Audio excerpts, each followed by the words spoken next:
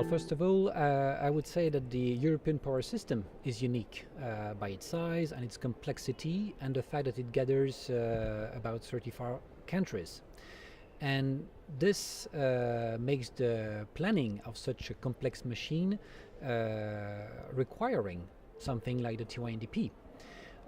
Not to mention also that we are on the verge of a real change in the energy mix in Europe.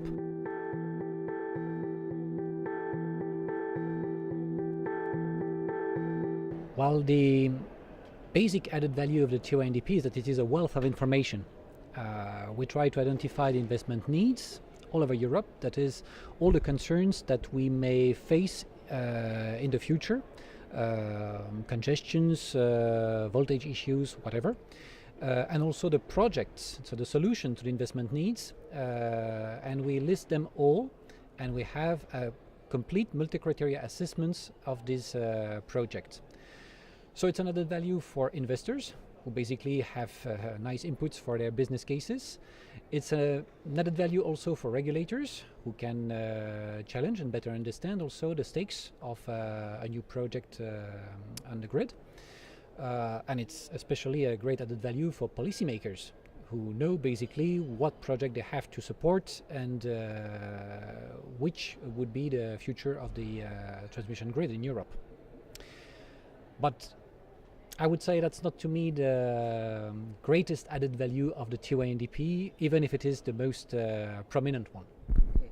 So what's in your view then this hidden added value that we don't see right away? So the hidden value is not what you see in the report, what you read in the report, but it's really what is behind the scene, that is the cooking. It's the fact that the TYNDP is a true collective work. It does not only associate the TSO, so the member of ENTSO-E, to make it, but it prominently tries to associate as many stakeholders as possible to the process. And this from the definitions of the methodologies, the scoping of the scenarios, everything. So at every stage of the preparation of the TYNDP, we want to have as much collaborative work with our stakeholders. So that's a key for us, and it makes the grid development all the more understood in Europe, and all the more and all the easier for policymakers to understand and to support. So in terms of stakeholders, we have institutions from the EU, we have the industry, but we also have NGOs, environmental NGOs, for instance, and we do strive to have to set up common frameworks to work with them.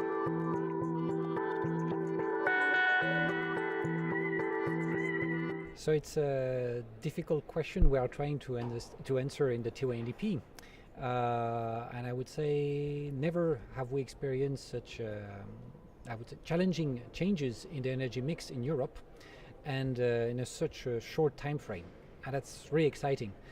What we do with the TYNDP is actually not to try to predict the future. We're trying to frame what the future could be in a series of scenarios. And by doing so, we are trying to identify what could be the invariant conclusions that we have in all scenarios, and what could be the more optional ones that are depending on a specific set of assumptions. And here, one of the main conclusions that we have in the TYNDP is that the more renewables you have in Europe, the more extra high voltage transmission grid you have.